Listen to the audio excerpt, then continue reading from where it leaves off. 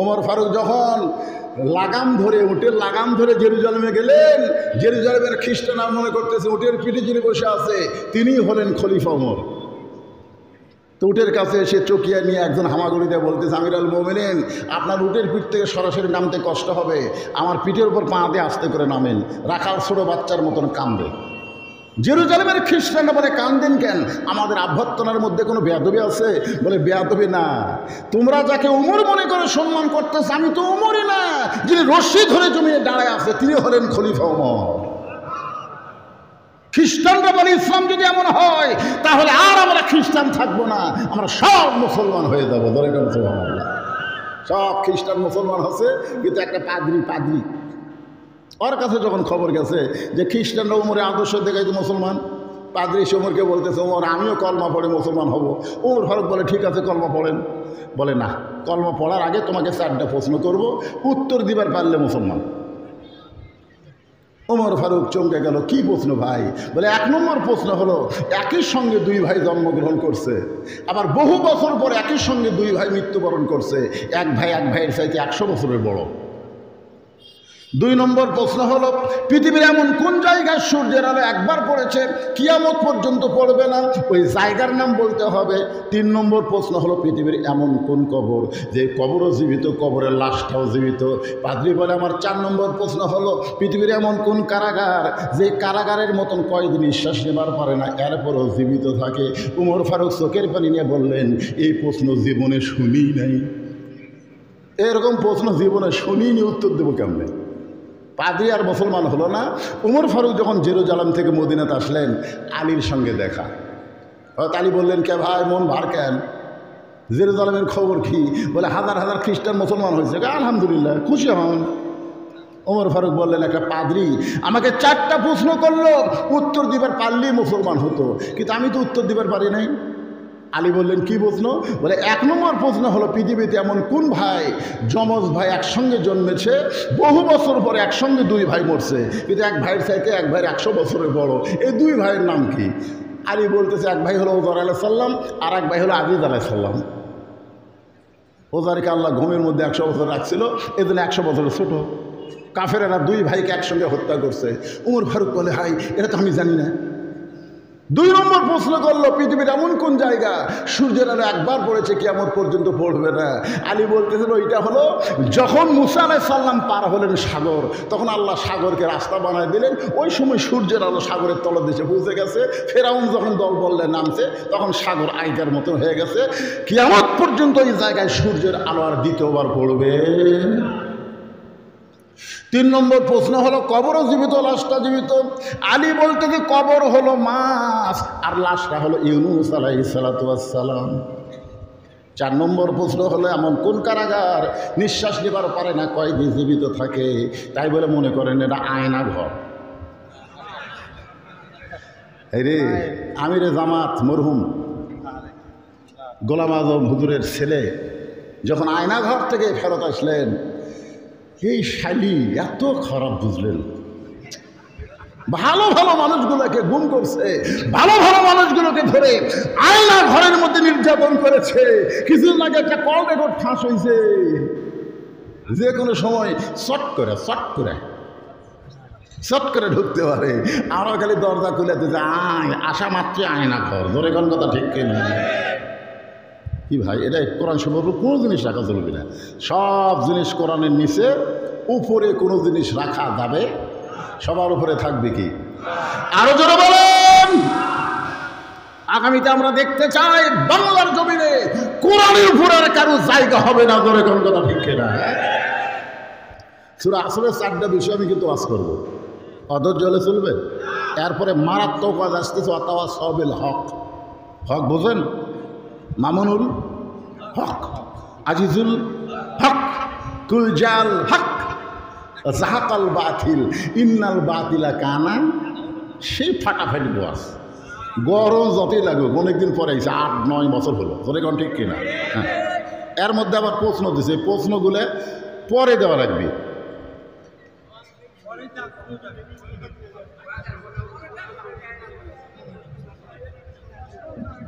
আচ্ছা, টোপলা নিয়ে মসজিদে মসজিদে থাকে এবং নাম দেয় তাবলিগ, এটা করা জায়েজ কিনা? জোহরের নামাজ আদায় করে সবাই চলে গেছে, ওরা 3 জন 4 ফ্যান দিয়ে গল্প করতেছে। 3 জন কয় ফ্যান? তো 2 কান্দে 2 ফেরেশতা বলতেছে আল্লাহ, সবাই নামাজ পড়ে বাড়িতে গেল, এরা 3 জন যে গল্প করতেছে, মাথার উপর 4 ফ্যান ঘুরতেছে, এর কি রেজাল্ট কি? আল্লাহ বলতেছে এর কি রেজাল্ট হলো ওই 4টা ফ্যান যে ঘুরিছে, এই ঘোরার যে কারেন্টের বিল হচ্ছে, এই কারেন্টের বিল এই 3 শয়তান শোধ না করা পর্যন্ত এরা জান্নাতে যাওয়ার পারবি না। মসজিদ তোর বাপের ঘর না, ইচ্ছা মতো গল্প করবি, তোর কোন কথা ঠিক কিনা? তোর বাপের ঘর অ্যাঙ্গেলে মেরে দিছি, যা বলেন বলছে।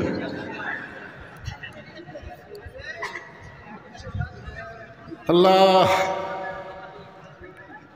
আসসালামু আলাইকুম দাদা, আমি আপনার প্রিয় ভক্ত।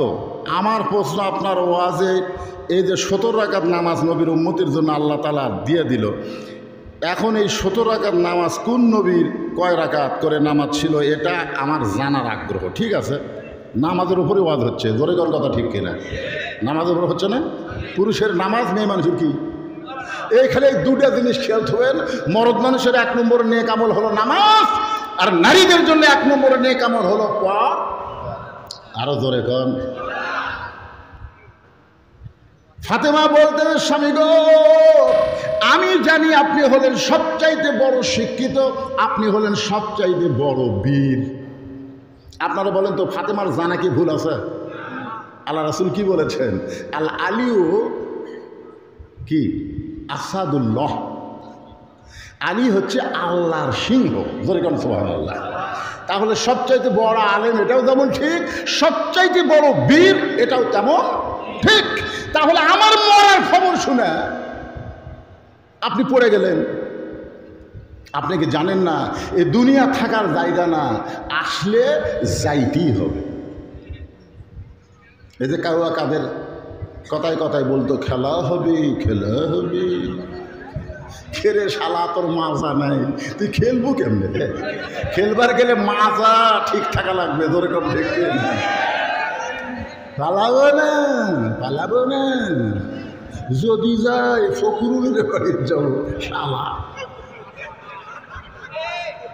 কারণ আল্লাহর ওলি 50 বছর যিনি কোরআনের তাফসীর করেছেন, তিনি বলেছেন এমন একটা সময় আসবে, দাদা বাড়িতে গিয়ে পড়বা, পালানোর কোনো ইন্দুরের গর্ত খুঁজে পাবে না। ধরে গন্ধটা ঠিক না,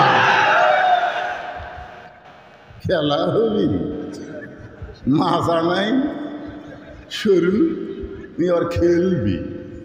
কি অহংকার!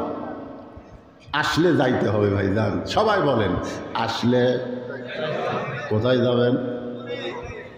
ফাতেমা বলে, স্বামী গো, আমার মৃত্যুর কথা শুনে আপনি এইভাবে কেন পড়ে গেলেন? কারণ আসলে যাইতে হবে। এই দুনিয়া থাকার জায়গা না, এই দুনিয়া হলো যাওয়ার জায়গা। মিশে মায়ায় বন্দি থাইকা করলাম কত খেলা, পশ্চিমে তাকিয়ে দেখো তোমার ডুইবা গেছে বেলা। আমি মরে যাওয়ার পরে আমার 3টা চাওয়া আপনাকে পুরা করা লাগবে। আলী কান্দার বলে, ফাতেমা, দুনিয়ার জীবনে গরিব ছিলাম বলে তুমি কিছুই চাইলে না, আমি চাইলে তুমি কষ্ট পাবা, তুমি চাইলে আমি কষ্ট পাবো, এই জন্য তুমি কিছুই চাইলে না। মরার পরে তুমি কি চাইবা ফাতেমা? বলে 1 নম্বর চাওয়া হলো আমার কোনো জানাজার ব্যবস্থা করবেন না, কারণ মেয়ে মানুষের জানাজার দোয়া লাগবে না, মেয়ে মানুষের দোয়ার খনি হলো তার স্বামী। লক্ষ লক্ষ মানুষ যদি জানাজায় কয় ফাতেমা ভালো, আর আপনি যদি কোন ভালো না, ওই লক্ষ মানুষের ভালো বলাতে ফাতেমার 1 তিল পরিমাণ লাভ হবে না। আর দুনিয়ার তামাম মানুষ যদি বলে ফাতেমা খারাপ, আর আপনি যদি বলেন আমার বউ ফাতেমা ভালো, এক স্বামীর সার্টিফিকেটে বইয়ের জান্নাত হয়ে গেল। আমার 2 নম্বর চাওয়া হলো আমার লাশটা খাটনিতে তুলবেন না, কারণ খাটনি কান্দে নিতে 4 জন পুরুষ মানুষ লাগবে। আমি হিসাব করে দেখলাম এই মুহূর্তে 4 জন পুরুষ নাই। আমার বাবা যদি থাকতো তাহলে মরা মেয়ের লাশের খাটনি বাবা কান্দে নিবার পারতো। আমার হাসান হোসেন যদি বড় হইতো, মায়ের লাশের খাটনি কান্দে নিবার পারতো। ওগো স্বামী, আমার হাসান হোসেন এত ছোট, আর 6 মাস আগে বাবা দুনিয়া থেকে চলে গেছে।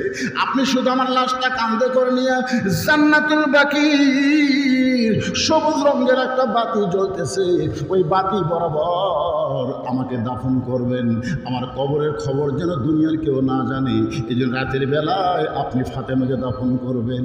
গভীর রাতে হযরত আলী ফাতেমাকে দাফন করার পরে আল্লাহকে বলতেছে, আল্লাহ আমার বিবি ফাতেমা হলো পর্দানিশী, তুমি তাকে কবুল করে নাও। এই দোয়া করার পরে তাকায় দেখে সামনে কয়েকটা পুরাতন কবর দেখা যায়।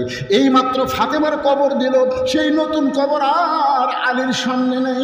গোটা জান্নাতুল বাকি দৌড়ায় বলে ফাতেমার কবর, ফাতেমার কবর। কে যেন ডাক দেবেন, আলী রে, ফাতেমা হলো পর্দানিশী, আমি আল্লাহ জোহরা ডিগ্রি দিয়ে তার কবরটাকেও পর্দা করে দিয়েছি।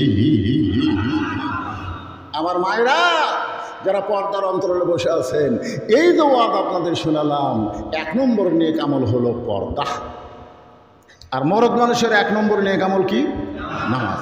এটা মনে রাখবেন, নামাজ যদি না থাকে লা সালাত লা দীনা, যার নামাজ নেই তার ধর্মই নেই। এখন এশার নামাজ কারা কারা পড়ছেন আমি জানি না, কিন্তু এই নামাজের ওয়াজ শোনার পরে ফজরের নামাজ কারা কারা পড়বেন না তারা একটা হাত তোলেন। না না না, আমি কিন্তু বলছি যারা পড়বেন না তারা হাত তোলেন। তার মানে বোঝা গেল হাজার হাজার মানুষের মধ্যে কেউ হাত তোলেনি, সবাই ফজরের নামাজ পড়বে ইনশাআল্লাহ। এখন 3 নম্বর আলোচনা, ওয়াতাওয়াসাউ বিল হক। মনোযোগ দিয়ে শুনবেন, হক কথা। যেরকম কি কথা? আরো জোরে বলেন। অনেক লম্বা সময় আমরা হক কথা বলিনি। দোয়া করবার যা বলছি, রব্বানা আতিনা ফিদ দুনিয়া হাসিনা ওয়া ফিল আখিরাতি হাসানা। কারণ হাসানার জায়গার ভয়ের ঠেলায় আমরা হাসি না করছি। যেরকম কথা ঠিক কিনা? হক কথা তো দূরের কথা। ওয়াজ করবার আসলে আগেই একজন নেতা কানে কানে বলতে, হুজুর এরা কিন্তু উমুকের এলাকা, এটা উমুকের এলাকা। একজনের নাম ধরে বলতো তারই এলাকা, সিরাজগঞ্জ এলাকায় এই নাসিমের এলাকা, ওটা দিকে পাবনা গেলে টুকুর এলাকা। কিন্তু সব এলাকা তোরাই যদি ভাগ করে নিস, আল্লাহটা দেখবার গেলে 2 মিনিট হাঁটা লাগবে হুজুর, 2 মিনিট হাঁটা লাগবে।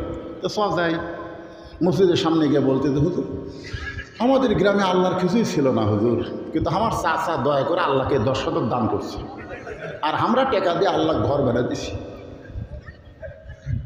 ফেরেশতাকে আল্লাহ দেশের নাম কি? ওর চাচা জায়গা দিলে তোমার জায়গা হয়, আর এরা টাকাতে ঘর বেড়ে দেয়, এই দেশের নাম কি? আল্লাহ বলে ওইটাই তো ফেরাউনের বাংলাদেশ, ওইটাই তো হাসিনা ফেরাউনের বাংলাদেশ। জোরে বলেন কথা ঠিক কিনা? যে দেশে বক্তারা কোরআনের হক কথাগুলো বলতে পারে নাই, জোরে বলেন কথা ঠিক কিনা? ওয়াজ করবার আর আগে তাকান লাগে, তাকান। তাকে দেখে পুলিশের গাড়ি আছে, র্যাবের গাড়ি আছে, ট্রেনের উপরে কতগুলা ক্যাডার বসে আছে, ক্যাডার খালি গল ফুলা সালারা থাকে। তখন বক্তা চিন্তা করতেছে, বাবা এই বৃদ্ধ মরিচ ওয়াজ করে আমার বাড়ির যাওয়া লাগবি রে, যদি হক কথা বলি তুই পুলিশ আমার ধরবি রে। আল্লাহ কাজ পুলিশের ধরার চিন্তায় তুই হক কথা বাদ দিল, তোকে আমি মহিষুটি পার হবার দেবো না, আজরাইল তোকে ধরবি। ধরে কোন কথা ঠিক কিনা? কাউসারি সাহেব বাড়ির থেকে বলে গেছিল আসতেছি রাত 2টার সময়। আমার মা অনেক সময় বলতো, ভাই আপনি অ্যাঙ্গেলে যেগুলো ওয়াজ করেন পুলিশ কিন্তু আপনাকে ধরতে পারে। আমি বললাম, ভাইজান ধরলে কি সমস্যা, কতবার ধরা খাচ্ছি। আহারে আমার কাউসারি ভাইকে পুলিশ ধরেনি রে, আজরাইল ধরছে। ধরে কোনো কথা ঠিক কিনা? হক কথা বলতে গেলে কার ধরা খেয়াল করা লাগবে, পুলিশের ধরা না আজরাইলের ধরা? আরো জোরে বলেন কার ধরা? আল্লাহ বলেছেন আজরাইলকে যদি ধরা দেবার চাও তাহলে তোমরা খেয়াল করবে, ইয়া আইয়ুহাল্লাযীনা আমানুত্তাকুল্লাহা হাক্কা তুকাতিহি ওয়া লা তামুতুন্না ইল্লা ওয়া আনতুম মুসলিমুন। আমি কিন্তু হক কথা বলতেছি, ওয়াতাওয়াসাউ বিল হক। হকের ওয়াজ করতে হবে, হক কথা মানুষের সামনে বলতে হবে।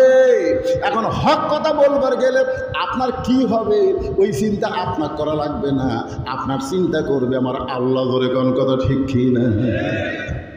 এই জন্য আল্লাহ বললেন, ওয়া আলা রাব্বিহিম ইয়াতাওয়াক্কালুন। আরো জোরে কর। আমি আপনার হেফাজতের দায়িত্ব কার হাতে? না অন্য কাউকে দিয়েছেন? খুব মনোযোগ দিয়ে শুনবেন। অথবা সাউবিল হক কুল জাল হক ওয়া যাহাকাল বাতিল ইন্নাল বাতিলা কানা যাহুকা। মামুনুল হক হক কথা বলার কারণে জেলের মধ্যে, জোরে কোন কথা ঠিক কিনা? তার বাবা আজিজুল হক হক কথা বলার জন্য জেল খেটেছে। এই বাংলাদেশে হক কথা বলবেন আর আপনি জেলে যাবেন না। আবু তালেব বলতেছে, বাজান মক্কার নেতারা এসে আমার কাছে প্রস্তাব দিল, তুমি যদি সুন্দর নারী চাও, মক্কার সবচাইতে সুন্দরী মেয়ে তোমাকে বউ বানায় দিবা। খাদিজা তো বুড়ি হয়ে গেছে, তোমার একটা যুবতী থেকে বিয়ে করো বাবা। মক্কার নেতারা বলল, আপনার ভাস্তে যদি ধনী হবার চায়, আমরা বস্তা বস্তা টাকা তার সামনে দিব। সে যদি নেতৃত্বের শেয়ার চায়, আমরা নেতার শেয়ার চাইরা দিব। ও বাবা, তুমি হক কথা বন্ধ করে দাও, ওই কোরআনকে তুমি বন্ধ করে দাও। নবী চিল্লায় বললেন, চাচা ওরা যা দিবার চাই সেইটা তো দূরের কথা, সেইটা কোনোদিন দিবার পারবে না। চন্দ্র যদি আমার ডান হাতে আর সূর্য যদি আমার বাম হাতে তুলে দেয়, এরপরও আমি নবী হক কথা বলা বন্ধ করব না। সেই সময় সবচাইতে বড় হক কথা হলো আশহাদু আল্লা ইলাহা ইল্লাল্লাহু ওয়াহদাহু লা শারীকা লাহ। আল্লাহ ছাড়া অন্য কাউকে স্বীকার করি। আরো ধরে বলেন, কোন ক্ষেত্রে? আল্লাহ ছাড়া অন্য কাউকে স্বীকার করি না, এটা কোন ক্ষেত্রে? অর্থনীতির ক্ষেত্রে, সমাজনীতির ক্ষেত্রে, রাষ্ট্রনীতির ক্ষেত্রে, না ধর্মনীতির ক্ষেত্রে? ধর্ম, এই যে কতগুলো এক মানকে ধরা বললো, শালা মানকে নাকি বিচারপতি ছিল, ওইকে আমার জীবনে সবচেয়ে সাধনা হলো সাইদি সাহেবকে ফাঁসি দেওয়া। সব বিচারক সাইদি সাহেবকে যাবজ্জীবন দিল, আর এই শালা মানকে দিল ফাঁসি। এই মানকে কলার পাতার মধ্যে শুতে আসছিল, তোর ঠিক।